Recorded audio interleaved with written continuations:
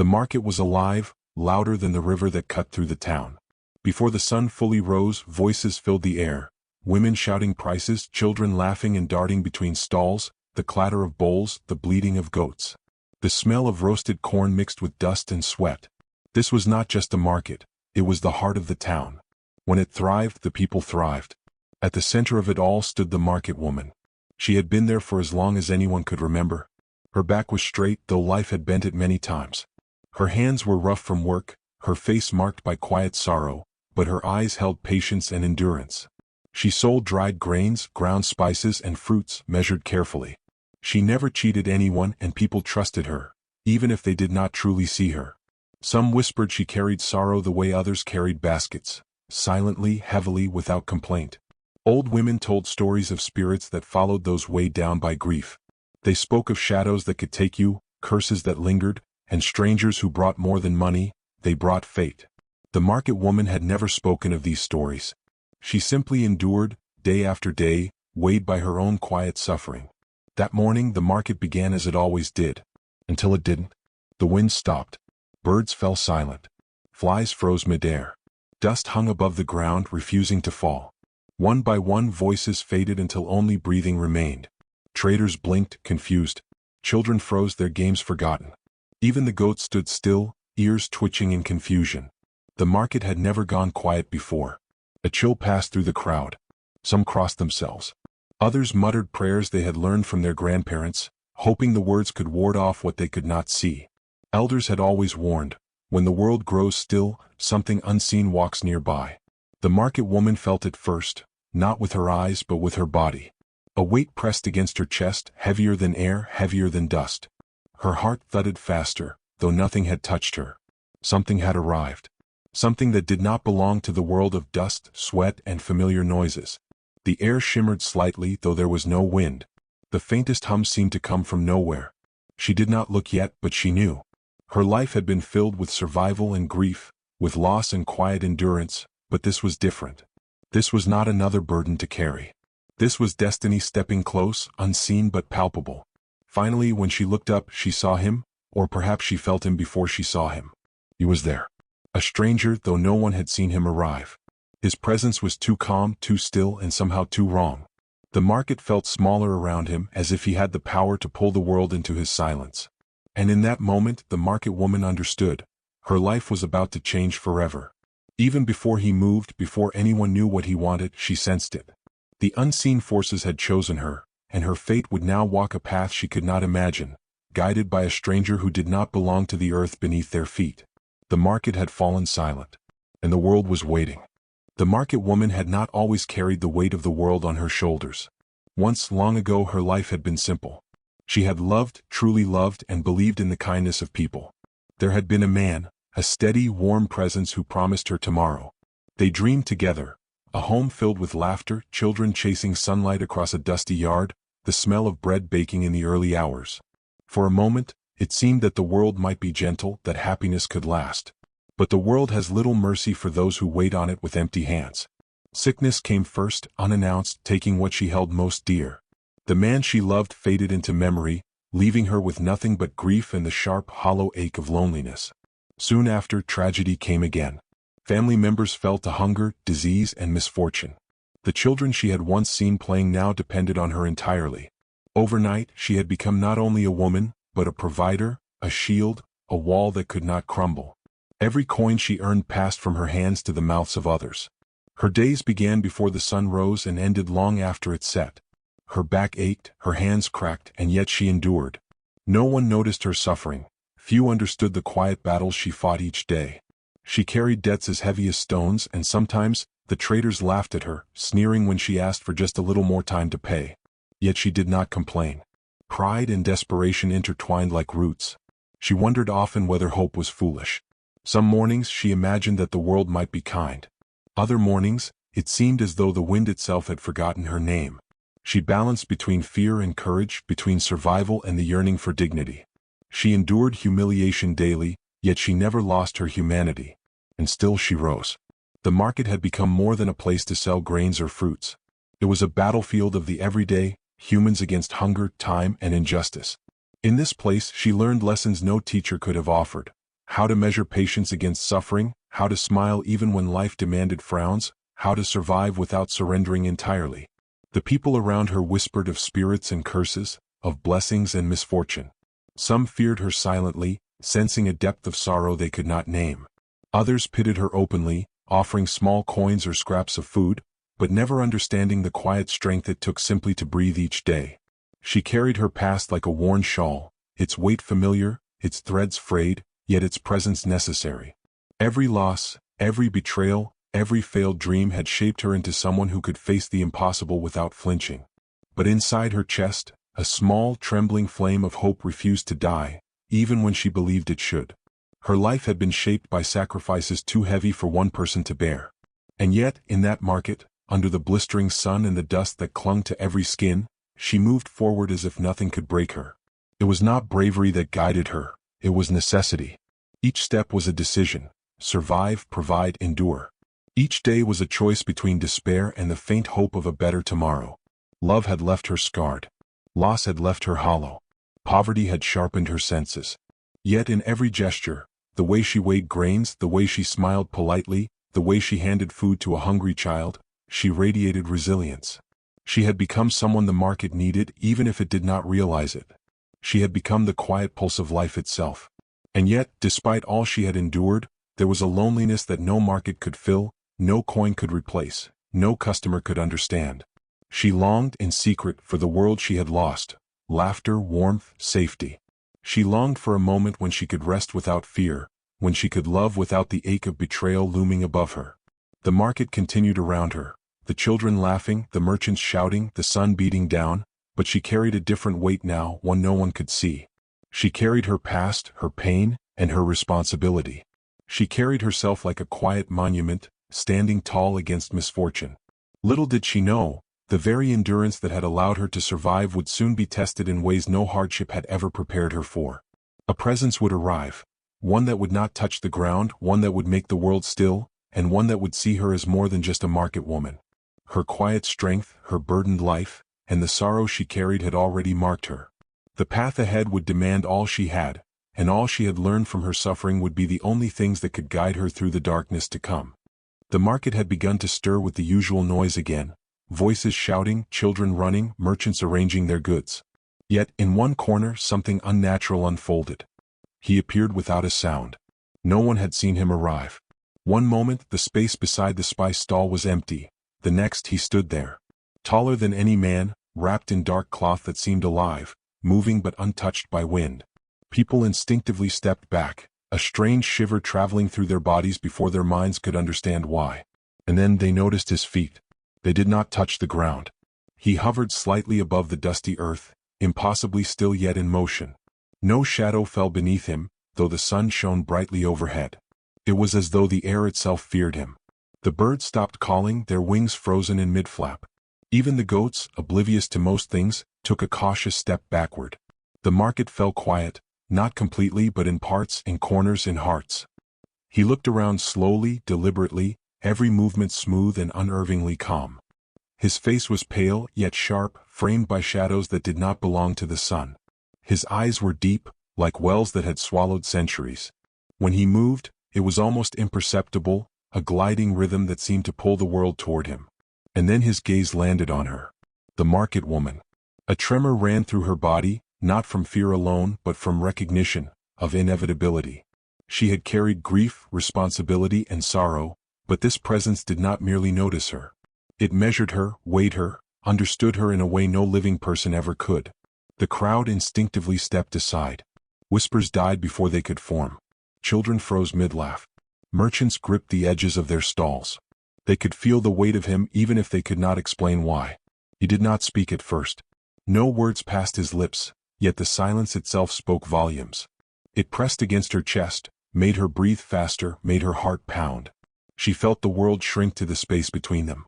Every instinct screamed at her to run, to hide, to disappear into the dust she had known all her life. Yet she could not move. Something ancient held her in place. A force that was not fear and not hope, but inevitability.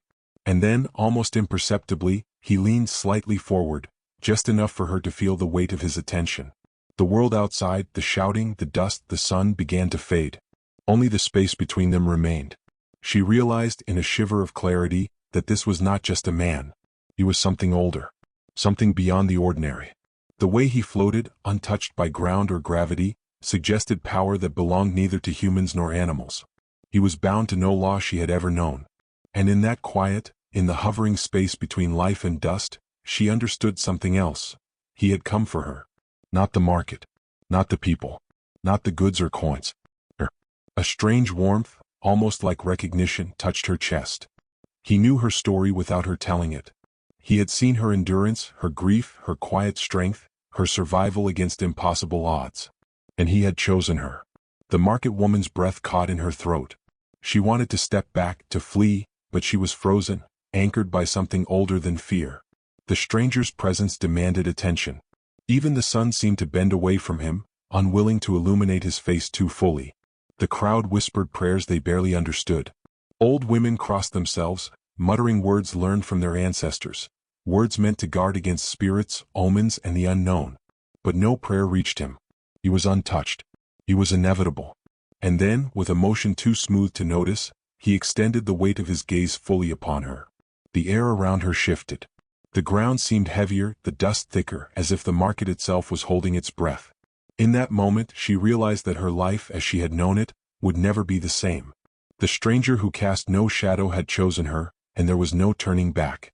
The market woman's heart thudded faster, the past pressing against her chest, the present trembling under his gaze. He was not coming for coins or goods. He was coming for destiny. And for the first time, she understood that unseen forces had been watching her all along, and that the life she had endured, all the pain and sorrow, had led her to this moment. The stranger hovered there, calm, silent, inhuman. And she, rooted in the dust she had always known, understood the terrifying truth. Her fate was no longer her own. The market woman's chest heaved, her heart a drum in her ears. The stranger who floated above the dust stared at her with eyes that seemed to pierce her very soul. She did not move, could not move, even as the murmurs of the crowd fell away into silence. Something heavier than fear filled the air, pressing down on every merchant, child, and passerby. Then finally he spoke, not with a voice that carried, but one that seemed to echo inside her head. He offered her relief. Wealth she had never dreamed of. Safety for her children, food for the hungry mouths she carried on her shoulders, a life without hunger, without debt, without humiliation. The words were soft, almost kind, yet they carried the weight of inevitability. And then the price became clear. It was her. Not her body alone, not merely her presence, but her life. Her future, her freedom, her existence as she had known it. The offer was not spoken plainly. It was understood in a pause, in the way the air thickened, in the weight of his gaze. Accept, and all her burdens could vanish. Refuse, and she would remain trapped in the life she had fought to survive, the life that had always demanded sacrifice and sorrow. The crowd watched, frozen. Fear had silenced them. Some muttered prayers, others stared at their hands, unwilling to witness what they could not control. The children had stopped laughing, the merchants had stopped shouting, even the goats seemed to sense that something terrible and ancient had arrived. She looked at the coins she had scraped together, at the empty bowls that her children had eaten from. She thought of the debt that had been pressing on her shoulders for years, of the hungry faces at home waiting for her, of the humiliation she endured every day just to survive. And then she looked at him, the stranger who cast no shadow, whose presence had silenced the world, and she understood that this was no ordinary transaction. This was not a bargain over goods or money. It was a covenant. A binding agreement not fully spoken aloud, yet understood by all who witnessed it. A shiver ran through her. The decision was impossible. To say no was to cling to a life of suffering, of slow death. To say yes was to step into the unknown, to surrender herself to forces she could not comprehend, to be bound to a man who did not belong to the world of earth or sun. Her mind screamed, yet her body was still. She could hear nothing but the sound of her own heartbeat, each thump a drum of dread and anticipation. The market held its breath. Time itself seemed to slow, waiting for her answer. Inside her, the years of endurance, of suffering, of quiet courage came to the surface. She had survived famine, loss, betrayal. She had carried the weight of family, of responsibility, of society's scorn. She had endured humiliation and despair without surrendering her humanity. Could she endure this? Could she accept that her life was no longer her own? The stranger's eyes remained on her, patient, silent, unblinking. They held no malice, no judgment, only the certainty of inevitability. And in that certainty she found a terrible clarity. Survival demanded a price. The life she had fought for, the children she had nurtured, the people she had protected, all demanded a choice she had never imagined. The air around her seemed to pulse. A strange warmth, or perhaps a coldness, crept along her skin. She felt herself unspooling, stretched between the life she had known and the fate being offered. She could see herself in fragments. The weary woman counting coins, the girl who once dreamed of love and safety, the mother whose children needed her now. She did not speak. She could not. The words would have been meaningless. Her answer was in her heart, in the steadying of her breath, in the quiet acceptance of what had come. Finally she nodded. The market exhaled almost imperceptibly. The stranger's form did not change, yet something shifted. A recognition, a sealing of a covenant that no one else fully understood. He had not touched her. He had not spoken loudly. Yet her fate had been decided, and the threads of her life were now woven with his, tangled in ways the world could not see. The crowd did not move. Some averted their eyes, some whispered silent prayers of guilt or fear. No one applauded. No one condemned. They only watched, understanding nothing, feeling everything. And the market woman, though trembling and scared, felt a strange calm settle over her. She had made her choice. She had stepped beyond survival alone, beyond the burdens she had carried for so long. She had surrendered herself to the unknown, to the unseen, to a fate that would demand all her courage and strength. The market remained silent for a long moment after that, as if holding its breath in respect, or fear. The wind returned slowly, the birds began to call again, and the dust settled. But the woman knew that nothing would ever be the same. Her life, her world, her very self had been altered forever. The transaction was complete. No one understood it fully, not the crowd, not the children, not even she herself. Yet its consequences had already begun to ripple, unseen, unstoppable, and eternal. The market woman followed the stranger, her feet moving though her mind screamed to stop. The ground beneath her, the familiar dust, the uneven stones, the smell of corn and sweat, felt unreal. Every step she took seemed lighter, yet heavier, as if the world had changed its rules. The air pulsed with a strange energy, bending around them, and the road itself twisted in ways that made her stomach lurch. Time began to unravel. Minutes stretched into hours. Sunlight flickered strangely, moving like water over stone, and shadows did not fall where they should. Hunger and fatigue should have dragged her down, yet she barely felt them. Her mind, however, began to blur. Memories surfaced unbidden. Love lost too soon, children's laughter she had almost forgotten, moments of shame and moments of small victories. She felt herself being pulled between what she had known and what she was about to face. Every familiar sound, the chatter of the market, the clatter of bowls, the bleating of goats, was replaced by silence. Only the soft hum of the stranger's presence followed her.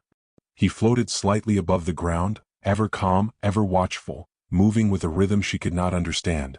The closer they walked to the edge of the world she had known, the more the market woman felt her identity slipping away. She was still herself, yet not fully. Every memory, every feeling, every ache of her body pressed against her in ways she had never experienced. The past she had carried, the poverty, the grief, the endless responsibilities, now clung to her like ghosts, whispering in her ear. She thought of the debts she had left behind, the empty bowls she had filled, the children who depended on her. She thought of the life she had fought to survive. And she understood, with a sudden sharpness, that she might never return. Her heart tightened with fear. Yet, beneath that fear, a small ember of resolve flickered. She had survived famine, betrayal, and loss. She had endured humiliation and despair. Could she survive this? Could she endure being untethered from everything she had ever known? The landscape began to shift. Trees leaned in strange angles, their roots twisting above ground. Mountains rose and fell like waves. The sun dipped and rose without reason. Every step felt like stepping into a dream, or a nightmare. She realized that she was crossing a threshold, moving into a liminal space, a place where the rules of the earth no longer applied. Memories pressed harder against her mind, sharper now. Faces she had loved, voices she had missed, and mistakes she had made all surged at once. She saw herself as a child again, laughing and running through the fields, only to be swallowed by grief and circumstance. She saw the woman she had become, resilient yet burdened, determined yet alone. And yet she kept moving. The stranger never spoke. He did not gesture. He simply moved forward, guiding her without words, as if he knew the shape of the path she must walk. And with every step, she felt herself leaving one world behind and stepping into another. A world she could not yet understand, a world that was both terrifying and inevitable. Fear mixed with a strange exhilaration. Her life had been heavy with responsibility, but now she felt weightless and unbound. And still, every fiber of her being screamed against the unknown. Every instinct begged her to turn back. Every memory called her to cling to the familiar. But she could not. Her past clung to her, yes, but it also strengthened her. She had endured every trial that life had thrown at her. She had faced hunger, grief, and betrayal. She had carried more than her share of sorrow. And now she realized that strength, quiet, hidden, unacknowledged, was exactly what she would need to survive what came next. The world around her shimmered, uncertain, alive in ways that frightened and amazed her. The dust of the market, the smell of roasting corn, the voices of the children, everything she had known fell away behind her. She crossed the boundary between the world of dust and the unknown, between the life she had built and the life that awaited her. Her heart raced, not just with fear, but with anticipation. The unknown stretched ahead like a vast, silent ocean. And though every instinct warned her of danger, she understood something she had never known before. The journey could not be stopped, and she was ready in ways she had yet to understand. With one last glance at the fading horizon of the world she had left behind, she stepped forward, her hand brushing against the air that was thick with possibility. The market woman had left the world of dust. And in doing so, she had begun a journey that would test everything she had endured, and reveal strength she did not yet know she possessed. The landscape had become impossible. Mountains hung in the sky, rivers flowed uphill, and shadows clung to shapes that did not exist. The air pulsed with a strange energy, thick and alive, as if the world itself were breathing. Every step the market woman took felt surreal, as if she were moving through water and air at the same time. She did not know how long she had walked, hours, days, or perhaps something beyond time. And then she saw it. A house stood before her. Not like the houses of her village, not like the stalls in the market, not like any building she had ever known. It hovered slightly above the ground, suspended between earth and sky, untouched by decay or dust. Its walls were smooth, yet they seemed to ripple faintly as though alive.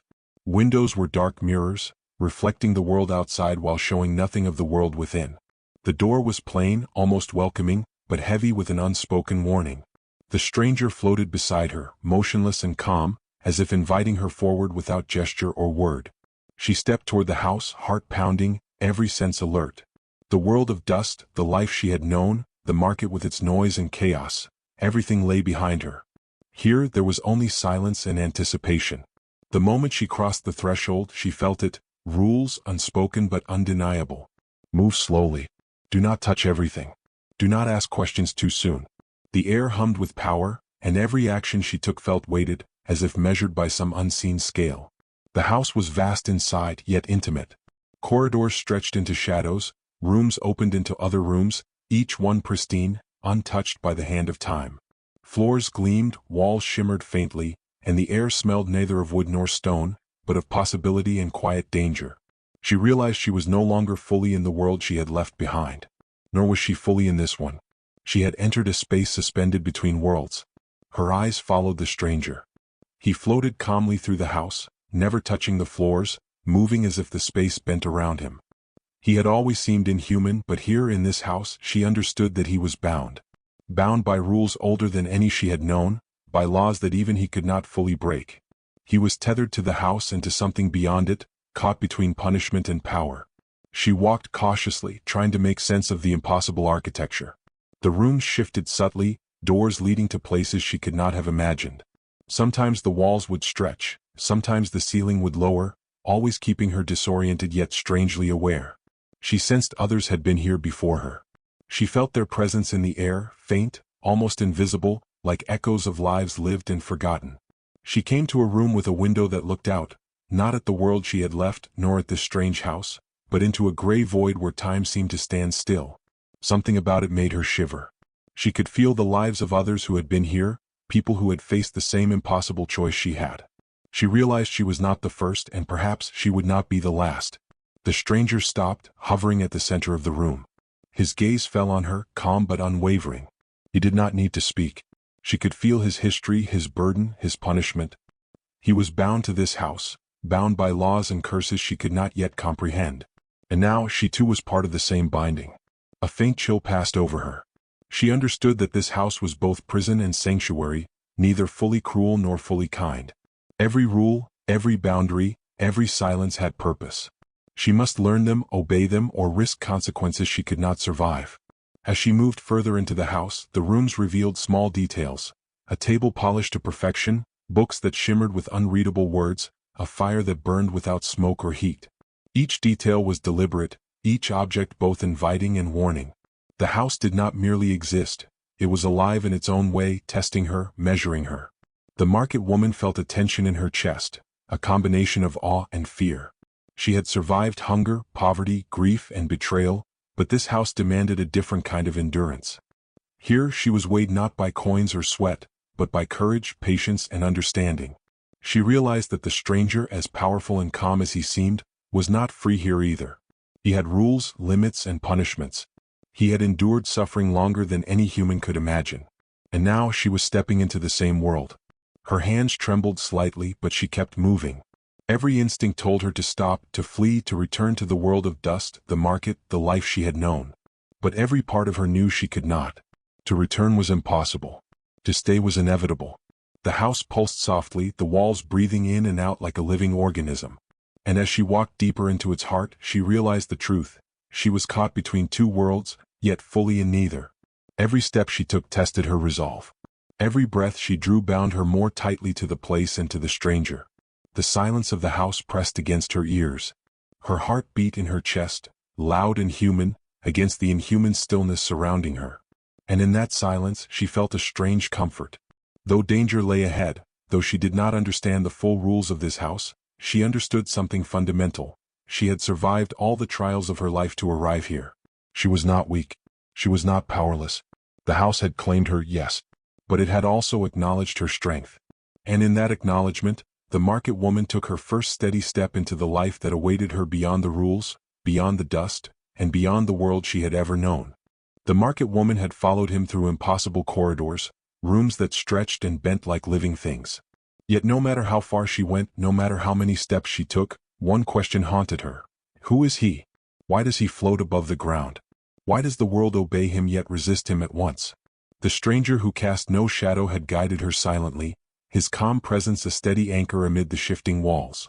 And now, in the deepest chamber of the house, the answers began to surface, though they came in fragments, not in words. He paused in the center of the room, hovering inches above the polished floor. She watched him, waiting, fearing, needing. His eyes, those deep, endless wells, met hers with an intensity that made her tremble. And then, slowly, like a story unfolding from memory, she began to understand. He had once been human. Not born strange, not cursed from the beginning, not always untethered. There had been a life of flesh and blood, of sunlight and earth beneath his feet. He had walked the market, loved, hoped, and dreamed as she had. But betrayal had come, not from strangers but from those closest to him. A vow broken, a trust shattered, a choice made that defied the laws of both men and gods. He had chosen power over loyalty, ambition over compassion. And for that choice the ground had been taken from under him, not literally at first but in ways more profound. His feet no longer touched the earth, his shadow disappeared, his place among humans vanished. He had been granted immortality, yet cursed. Eternal life, yes, but trapped between the worlds, forever bound to a house that was neither fully here nor fully elsewhere. The market woman felt a shiver creep along her spine. His calmness, his measured movements, had seemed otherworldly, but now she understood. They were born of necessity. Every gesture was deliberate, every breath calculated, because freedom had been stolen from him. Every step he took carried the weight of centuries of regret. She could see the loneliness etched into his being. It was not cruelty that had made him frightening, it was sorrow, deep and endless, sharper than any weapon. For all the fear he inspired, the true torment was his isolation. He had been punished for ambition, for breaking sacred vows, and the price had been far greater than any human could bear. And yet he had survived. Every day, every century he endured. The house, the rules, the invisible chains of his punishment, they were burdens he carried alone. Until now. Until her. The market woman felt a mixture of fear and compassion. Fear because she was in his world, bound by forces she could not control. Compassion because she saw for the first time, the man behind the shadowless figure, the loneliness behind the calm exterior, the grief behind the immortality. She realized that he had not chosen her, not in the ordinary sense. He had sensed something in her, a resilience, a strength, a capacity for endurance that mirrored his own. Perhaps he had recognized in her the only being who could walk beside him, not as a captive, but as someone who could understand. The story of his groundlessness became clear, piece by piece, like fragments of a long-forgotten legend. He had been betrayed by those he loved, punished by powers older than kingdoms, and cursed to live in the space between worlds. The earth itself rejected him, the sky refused to claim him, and yet he remained. A figure caught between life and oblivion, power and suffering. Her heart ached as she watched him hover. She understood, finally, that he was neither villain nor hero.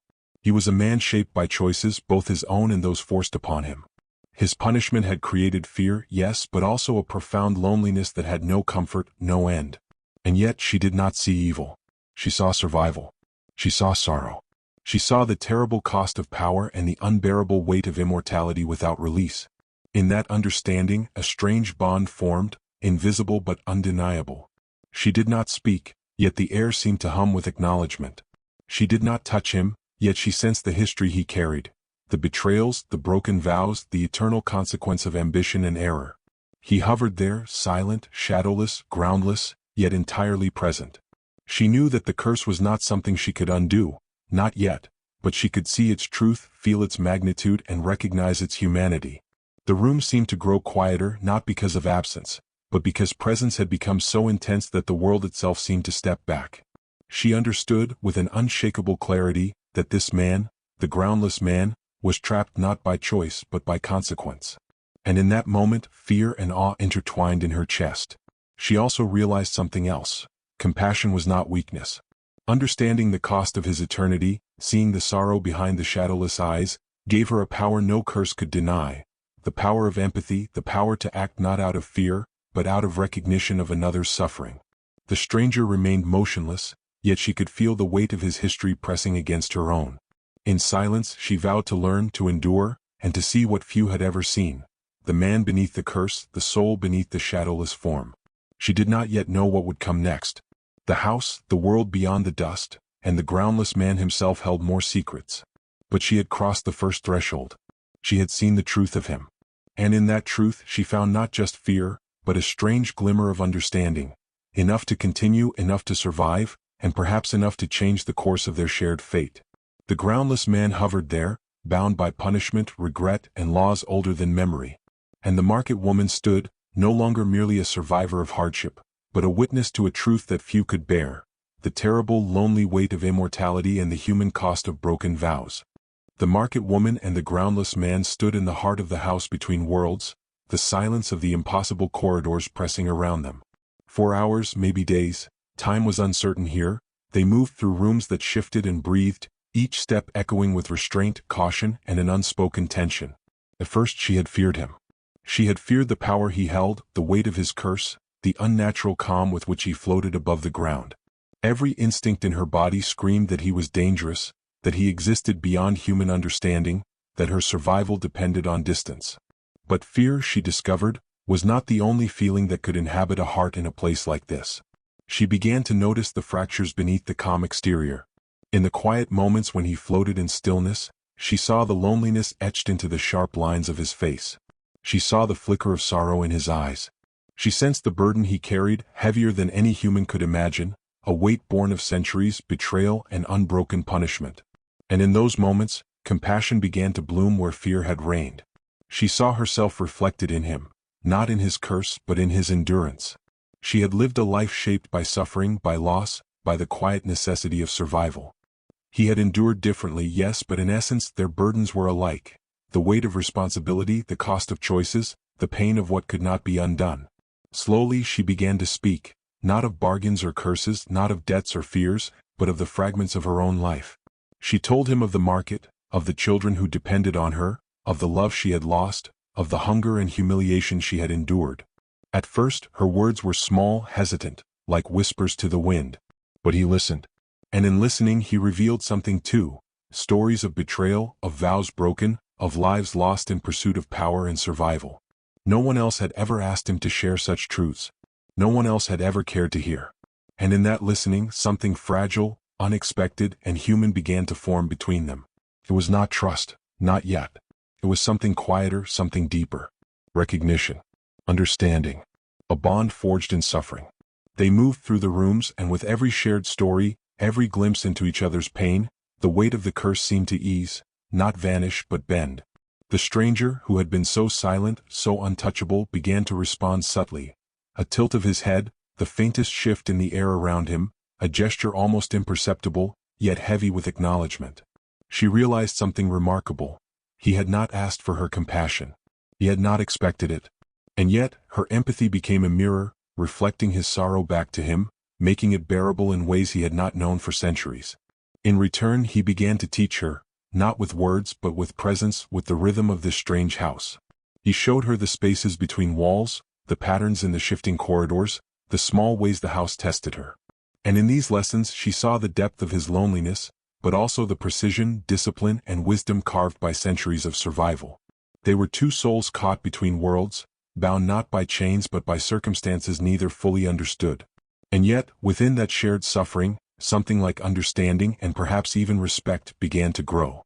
There were moments when fear returned, sharp and immediate.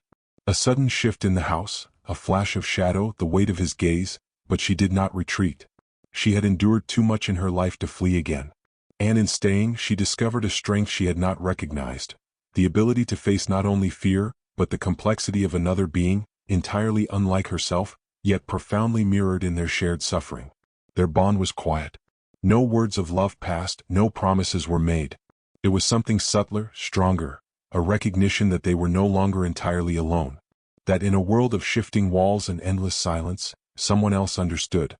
That in a house between worlds, two broken, burdened souls had found a fragile, unspoken connection. And as the hours passed, she felt a strange calm settle over her chest. The house was still testing her. The curse still loomed. The groundless man still carried the weight of centuries. Yet the fear that had first gripped her now shared space with something else. Hope. Hope was dangerous here. Hope could be fragile, easily shattered by the next trial. But it was real, tangible, and born not from magic or luck, but from recognition and understanding, the first bond forged in centuries of isolation. She understood finally that her role in this house, and in his life, was no longer that of a mere survivor. She was a witness, a companion, and perhaps a guide. And in that realization, the market woman, who had carried burdens beyond measure, discovered the power of connection, that even in suffering, even in liminality, empathy could create something unbreakable. The stranger, hovering silently, sensed it too. In the subtle tension of his posture, in the way the air shifted when he was near her, he acknowledged what had changed. She was no longer just a human caught in a curse-bound world. She was something more. She had become a mirror, a companion, a force that could temper centuries of isolation with a single quiet bond forged in suffering. And in that fragile, unspoken understanding, they moved forward together. Two beings suspended between worlds, connected not by chains, but by shared endurance, empathy, and the first spark of trust in a place where neither had ever known it before. The house between worlds had never felt so heavy. The air no longer rested quietly in corners. It pressed against the walls, against the woman's chest, against every breath she tried to take. The silence that once felt empty now felt alive, waiting. Something was close to breaking. The market woman stood near the center of the room, her feet planted firmly on the cold, smooth floor. For the first time since she had arrived in this place, she did not feel small. Fear still lived inside her, but it no longer ruled her. Something stronger had grown in its place. Clarity. She had seen it now. Not just pieces, not hints, but the shape of the truth. The house had begun to respond to her thoughts. When she felt sorrow, the light dimmed. When she felt resolve, the walls seemed to breathe as if listening. The space between worlds was tied to choice, not chains. And somehow she was the key. The stranger hovered several steps away from her. For the first time he did not appear calm. His floating form wavered slightly, as if the invisible force that held him above the ground had weakened.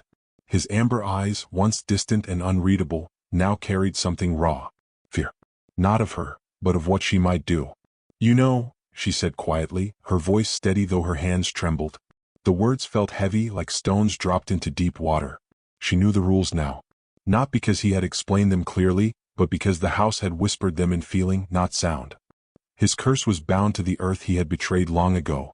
He could not touch the ground because he had once denied it, denied his people, his promise, his humanity. And she was not bought for labor or silence. She was brought because only someone who had suffered without turning cruel could make the choice he never could. The woman took a step forward. The floor beneath her feet felt solid, real. Hers was still a human body, still anchored to dust and time. That mattered. "I can end this," she said. "But it will not be painless." The house reacted at once. A low vibration ran through the walls. The light shifted, growing warmer and then colder, like a heart unsure whether to keep beating. The stranger shook his head slowly. His voice, when it came, was no longer calm. It was frayed. "No," he said. "You don't understand the cost." "I do," she replied. And she did. Ending the curse did not mean victory. It meant balance. Someone had to choose loss freely without being forced. Someone had to forgive a debt that was never repaid. Someone had to love where bitterness would have been easier. The choice before her was cruel in its fairness. She could leave. She could walk back to the world of dust, time, hunger, and struggle. The market. Her stall. Her debts. Her lonely nights. She would be free, but the curse would remain. He would float forever, trapped between punishment and existence, unable to touch the ground or find rest. Or she could stay. Not as a possession. Not as a prisoner. But as an anchor. To break the curse, she would have to give up her return. Her life would no longer move forward with age or seasons. She would belong to the space between worlds, holding it steady, allowing him to finally face judgment and release. Freedom for him. Stillness for her. The stranger floated closer, his robe barely stirring the air. "Please," he said, and the word cracked something open in the room. "Do not do this for me." She looked at him, truly looked. She saw the centuries of regret etched into his stillness. She saw the loneliness behind his power. She saw the truth that mattered most. He had never forgiven himself, and so the world never had either. "I'm not doing it for you," she said softly. She closed her eyes. Images flooded her mind. The market at dawn, the smell of grain, the sound of bargaining voices. The weight of baskets on her head. The quiet shame of poverty. The love she had lost. The nights she had cried without witnesses. She had survived all of it. And she understood something now that she hadn't before. Survival alone was not living. She opened her eyes and stepped forward, into the center of the room where the light gathered most strongly. "I choose," she said. The house reacted violently. The walls shook. The air tore itself apart in soundless waves. The ground beneath the stranger pulled at him for the first time, like hands reaching up from deep below. He cried out, not in pain but in terror. "I'm afraid," he admitted, his voice breaking fully now. "If I touch the ground, I will have to face what I've done." The woman reached out her hand. "You already are," she said. She pressed her palm flat against the floor. The moment her skin touched it, the house screamed, not aloud but in force. Light burst outward, washing over both of them. The invisible barrier that held him aloft shattered like glass. Slowly, impossibly, the stranger descended. His feet moved closer to the ground inch by inch. He resisted, shaking, hovering just above it. "I forgive you," the woman said, her voice firm, full of pain and mercy. "Not because you deserve it, but because I refuse to carry your curse any longer." That was the final key. His feet touched the ground. The sound was soft, almost gentle. The curse broke.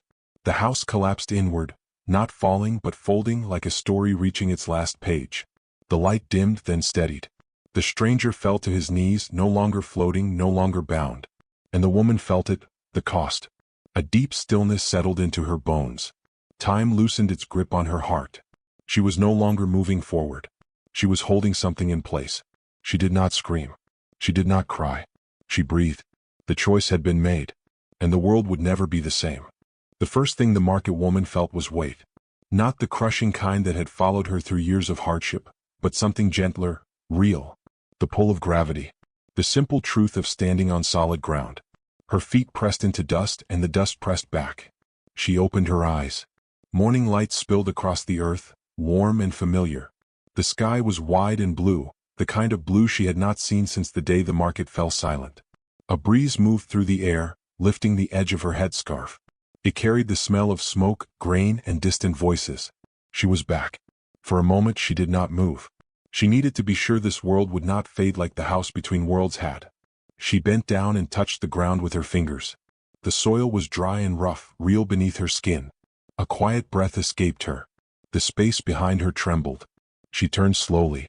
Where the house between worlds had once hovered, there was now only air. No doorway. No shadow.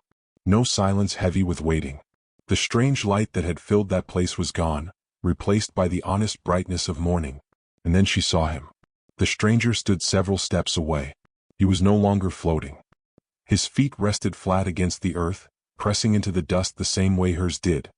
His long dark robe hung differently now, weighted, no longer drifting as if caught by unseen currents.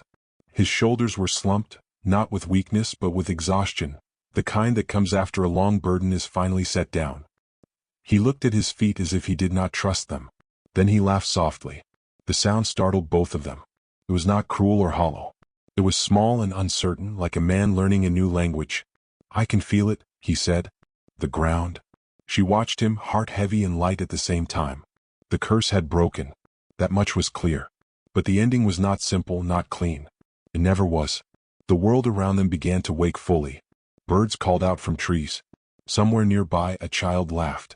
Life moved forward, unaware of the choice that had reshaped it. The woman took a step back. The stillness inside her was different now. It was not emptiness. It was steadiness. Time did not rush through her the way it once had. She felt anchored, rooted in a way she had never known before. "You're free," she said quietly. He nodded, unable to meet her eyes. "And you?" he asked. She smiled faintly. "I belong," she said. "Here. And not here." He understood. The space between worlds had not vanished completely. It had folded itself into her, leaving her as its keeper. She would walk among the living, but she would also listen to what lay beneath their feet, to the stories buried in the earth, to the quiet suffering that went unseen. It was a lonely role, but it was hers. The stranger stepped closer, then stopped. He did not reach for her. Some boundaries, once broken, could not be crossed again. "I don't know how to repay you," he said. She shook her head gently. "You don't," she replied. "You live." He bowed his head, not in submission but in respect. As the sun climbed higher, his form began to change. Not vanishing all at once, but thinning as if the world itself was deciding how much of him it could hold.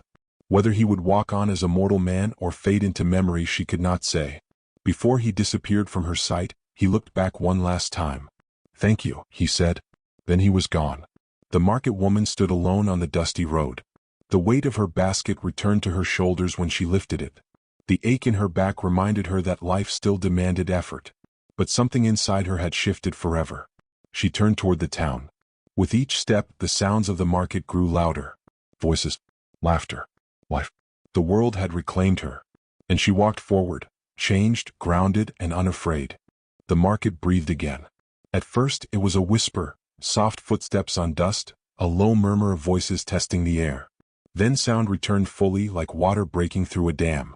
Laughter spilled between stalls. Traders called out prices. Bowls clattered, coins rang, and the smell of roasted grain drifted on the wind. Life had come back. The market woman stood at her usual place, her stall arranged just as it always had been. The same baskets, the same grains, the same faded cloth spread across the wooden table. To anyone passing by, she looked unchanged. But the ground beneath her knew better. She moved with a quiet steadiness now, her hands calm, her posture grounded. The sorrow that once lived in her eyes had softened, not erased but transformed. It no longer weighed her down. It gave her depth. People noticed, though they could not name what had changed. Some said she looked lighter. Others said she seemed older and younger at the same time. A few claimed the air around her felt cooler, calmer, as if standing near her eased their hearts without reason. Children lingered near her stall longer than before. Elders greeted her with respect, though they did not remember why. When disputes broke out nearby, they often faded when she spoke, not loudly but firmly, with the voice of someone who had listened to silence itself.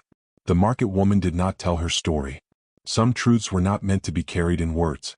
They lived in the body, in the way a person stood on the earth, in the way they chose kindness when bitterness would have been easier. Now and then, when the sun struck the ground at just the right angle, she would feel it, a faint echo beneath her feet. Not a voice, not a presence, but a reminder. The world was layered. Choices mattered. Mercy had weight. She still struggled. Money was still scarce.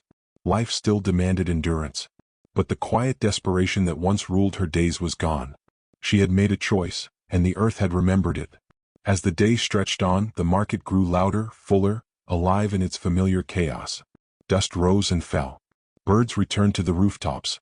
Time moved forward again. The market woman smiled to herself and adjusted her headscarf. She was no longer just surviving. She was standing, firm, rooted, and human.